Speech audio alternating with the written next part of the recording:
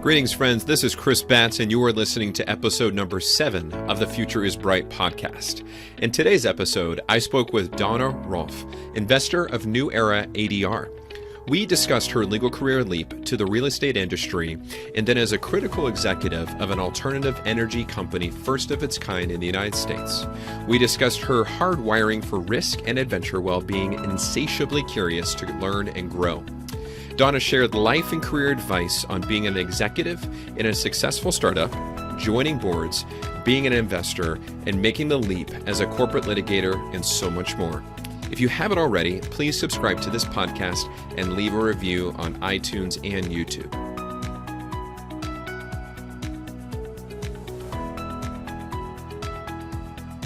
A bit more about Donna. Donna is an accomplished attorney, business executive, entrepreneur, and board member with over 20 years of well-rounded legal and business experience in both law firms and corporate settings, including P&L responsibility. Donna started her career as a commercial litigator, first at Arnstein & Lair, then at Gardner, Carton & Douglas in Chicago. She then moved into various leadership roles involved in finance and real estate.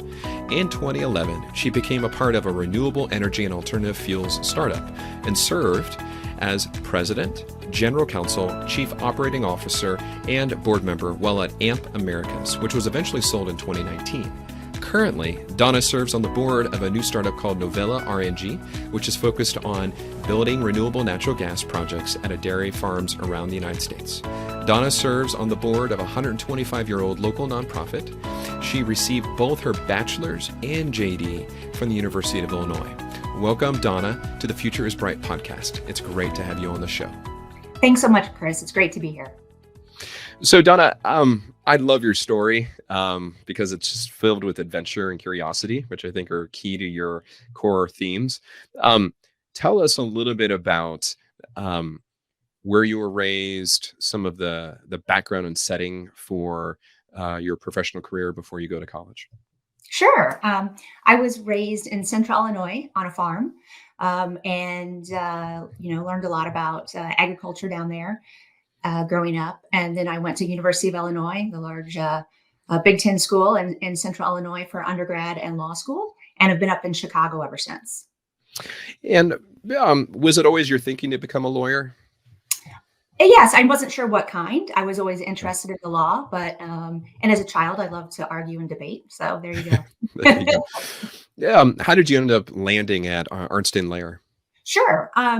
In law school, I was interested in litigation, and I worked for them the summer bit before my third year. Okay. And that's pretty traditional summer associate position. And then they, unless you do something really wrong, you get an offer. So I started there, and then was there for a while, and then went to Gardner, Carton & Douglas, which is now a new name, as most firms are. Yeah, I think it's Drinker Biddle now. Mm-hmm. Now I think it's Fager Drinker Biddle. Yes. Yes.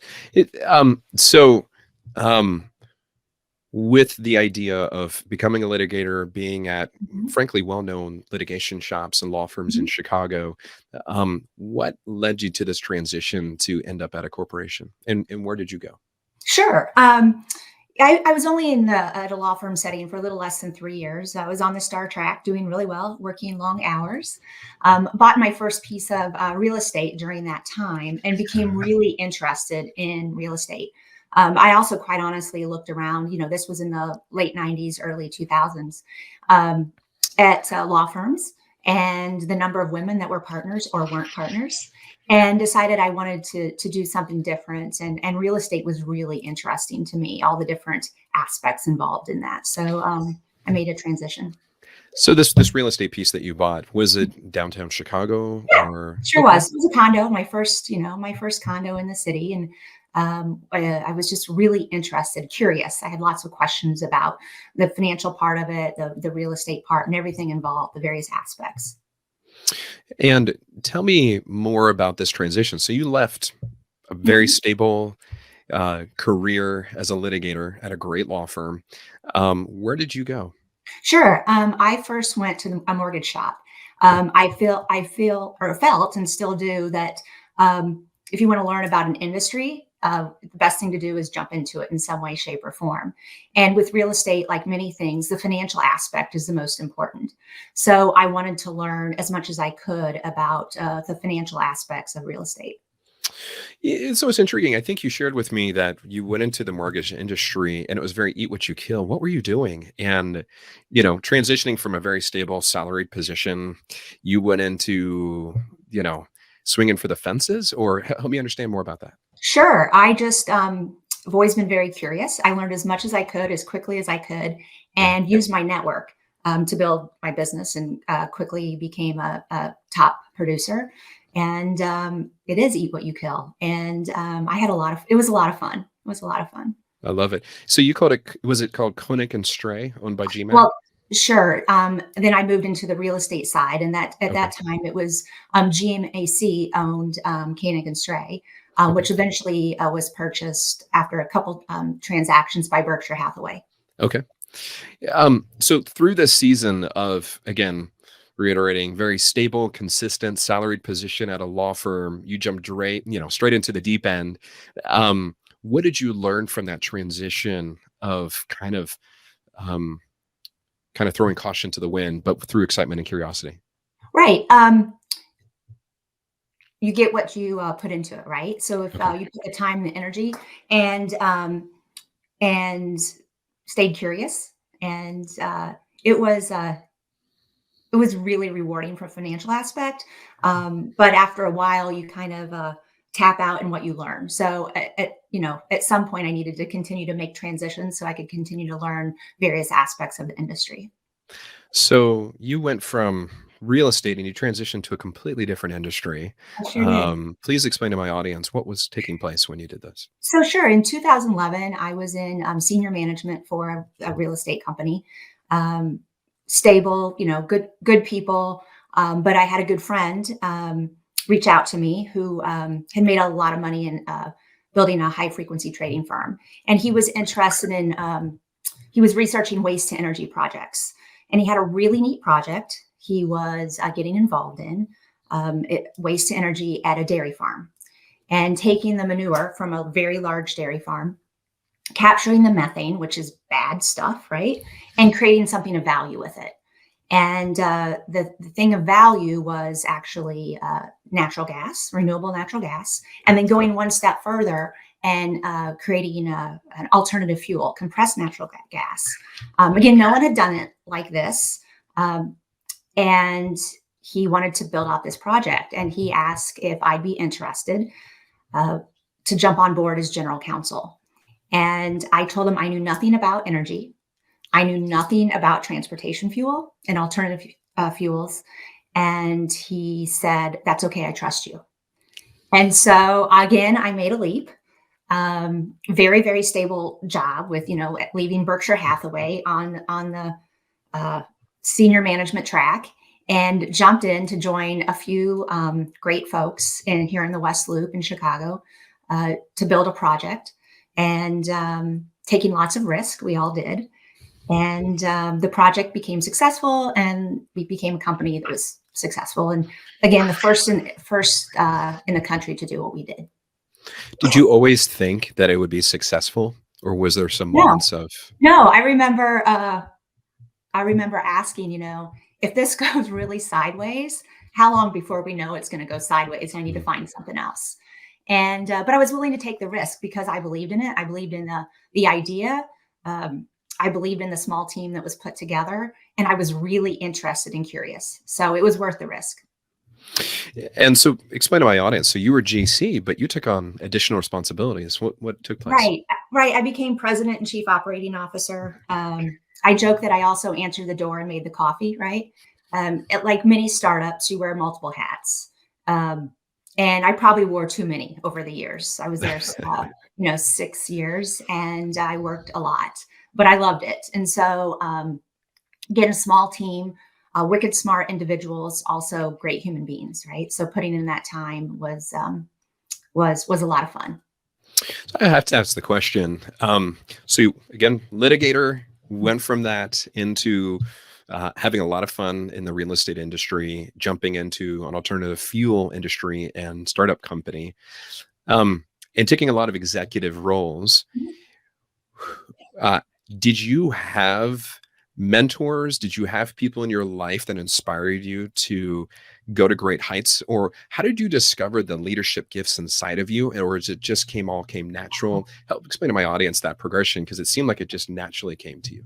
Yeah, that's a really good question. I mean, I do have, I have a couple mentors. One was the CEO of the real estate company, a woman, fine woman, who became a great friend. And so I would consult with her at times just about, things you have to deal with. But really, it's just about managing people and uh, building the good team. If you can build a good team, I think you can do anything. And then empowering that team. And I don't know that I was ever taught or trained how to do that. I just did it. But it was easy because I had good people around me. That's awesome. Um, what did you learn about yourself through that process? I'm sure there was some growth moments, and it sounded like you worked really hard, but what was Yeah. it you learned about yourself? So looking back, I can see it better now than I did at the time. I was really good about taking care of other people, Uh, whether it was my team, whether it was our customers, whether it was our partners. Um, but I didn't always take care of myself.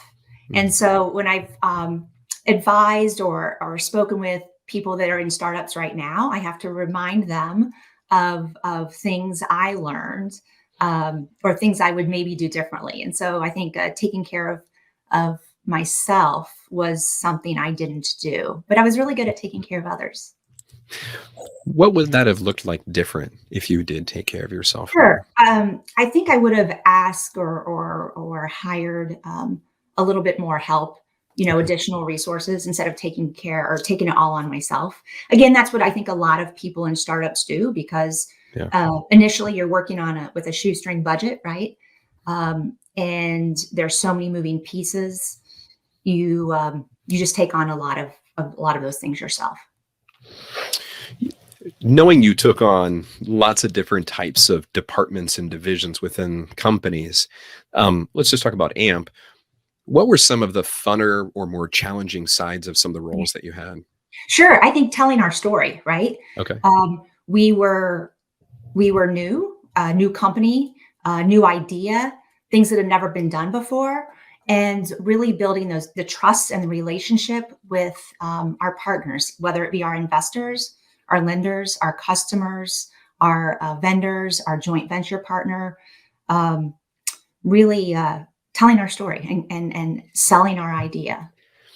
And I imagine the training of a litigator had something to do with that. Well, sure. As a litigator, you're solving problems that were created before you got a hold of it. And so when you're building a company, sometimes you're thinking about, okay, I need to avoid this problem, right? And so I always had that in the back of my mind, but I was also very careful not to create roadblocks because of that. Okay. There's always a way to solve a problem, right? So instead of just saying, no, we can't do that, it's, well, we shouldn't do it this way, but let's find a way we can get it done. So you started in 2011 at AMP. This was a big part of your story. Yes. How did that start to conclude, or what did that begin to start looking like for an exit, maybe? Sure, sure. We after we'd built out what we needed to build out. We were waiting for some things to get approved through the EPA and CARB. And after 6 years of 6 or 7 days a week, I was pretty tired. Yeah. And but I needed to make sure we had the right team in place, and I really felt we did. So in 2017, um, our CEO and myself were both looking to uh, still maintain our interest in the company, but leave our day-to-day roles. And so we put someone else in place and as a CEO, and I started to transition out. I didn't fully transition out until we did our last private equity deal in the summer of 2017. Okay. Needed to make sure my interests and all of our original investors and original employees interests were protected, and they were. And we brought in a great private equity partner and knew there would eventually be an exit, a sale of the company, but needed some other things to get approved, which eventually happened. And the company was sold in 2019. Okay. Um, would you do it again? Absolutely. Okay. 100%. and Anything you would have done differently? I mean, obviously, you would have probably worked less or delegated more. Anything Sure. else? Oh gosh. No, I mean, it was any mistakes we made were lessons learned, right, to help us get to the next point. Um, so I don't know. Maybe I would have taken more time off for myself, probably during those 6 years. But it was no, it was definitely the highlight of my career. It's so fun. So, company sold. Mhm. What were you up to after that? What happened Sure. next? Well, before it sold, I jumped. Well, I was looking to take time off, but a friend who was a CEO of a large real estate company had a business unit that needed some help. So I jumped on board to help for a little while, got that done. And then AMP was sold, and I decided to take a little sabbatical, take time off to be a super mom, basketball coach, and all of those things. And so I did. It was a lot of fun. All the things I never had time to do before. And then COVID hit, and I extended that time off um, to oversee remote school and do some investments and consulting and advising on the side. So, um, I'd love for you to share with my audience. Say if I have some founders in the audience that are Mhm. still holding on to their company and are kind of going through those growing pains of reality of maybe in fresh or new leadership, maybe even in the sense of a law firm leaders. Um, and there may be this temptation to jump into something else. Do you have any kind of advice for somebody who might be in transition like you've been? Oh, sure. Keep your options open. Uh, continue to network and meet with really good people. There's great stuff going on all over. I'm located in Chicago, and there's so much going on here. So many people with brilliant ideas, and new and unique opportunities are presenting themselves all the time. So um, be positive and continue to uh, be on the lookout for neat opportunities. There really are a lot out there. And then I'm going to pull on you for some advice for the attorney who might have that more desire to take some risks or swing for the fences or do something that he or she's never done before, but Mhm. still very interested and curious. What would you say to that attorney? Just do it. I think it's might seem counterintuitive, but I think some attorneys are risk adverse when it comes to their Mhm. own personal career, which I always found interesting. I had many friends that said, "Oh, I wish I could do that," and I said, "You could. You just need to do it, right?" So just take that leap. Don't be afraid of taking the risk of making the change. So were you like that younger, or is it something that was newer for you when you were had the job in the law firms to take those risks? Or were you kind of always geared and wired that way? I think I was always geared and wired that way. Okay. Sure, my family took many risks, uh, and I saw my father do so in agriculture. Right, whether it was Okay. purchasing new land or equipment or doing a deal for selling the product. So I think I was always that way. I don't think the law firm instilled it in me. That's for sure. Oh no, I would imagine. So that's wonderful. So your parents were that is that an example for you? You had it in Sure, your home. You got to see that. That's exciting. sure, absolutely. It was a little bit feast or famine in farming. So. Um, let's transition. So you are now at a point where you were stepping into investor roles and then board roles. What is that world like? And how did these things come to you? And I have a lot of members in my audience that are tenured general counsel, chief legal officers, and law partners, and they'd love to be board members. How do they go about that? Yeah, it's interesting. All of the opportunities that I've actually uh, gotten involved in came to me through my network. So I didn't actually go out to search for them. Um, yeah, it's very organic. Yeah. I know there are opportunities where you can work with individuals to try to search out those opportunities, but for me, it's happened very organically and naturally.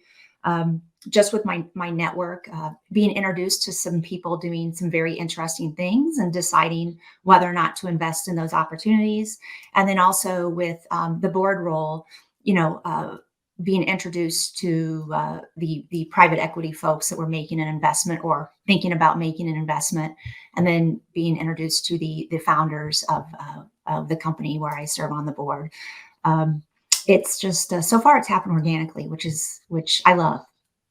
Now, that is with New Era ADR. No, New Era is an investment. Okay. Yeah, they're great. They're here in Chicago. It's an alternative dispute resolution platform Okay. that the founders are former GCs at other companies, and they were, dealing with what was before the only alternative for alternative dispute resolution was very frustrating for them, and they saw a problem they wanted to solve. Awesome. So, really, really good folks. They're doing some interesting work. And then recently I joined the board of Novia RNG, which is a new renewable natural gas company. Great guys, and having a lot of fun with that. Yep. So would love to hear your perspective on the future of energy. I mean, there's so many innovative things happening out there. Are you constantly being pulled back into that space? It's interesting. Yes, I've got a lot of friends who are still, their full-time work is in that space, whether it's solar, wind, renewable gas, et cetera. And then some that are working on the investment side. So they're either investing for their clients or making the investments themselves. Lots of opportunity. And I think that area will just continue to grow in many ways. So for my audience, we're all consumers. I mean, is there hope for? Oh, I think so. Absolutely. Okay. Absolutely. There's so many options and opportunities, and clearly we need to make some changes and improvements when we look at energy infrastructure and energy as a whole in this country and in the world. And I'm very grateful for all those folks who do take the risk to come up with the technology and the ideas, develop those ideas that we need to move forward. Yeah. Side note, do you have any perspective or insight into Europe and what they're being faced with right now with that crisis? Oh, right. I'm definitely not the expert that should opine on those things. Sure. But it's there's a lot going on. There's a lot going on, and but I think good will come out of all of it. I love that. I love your optimism. It has to, right?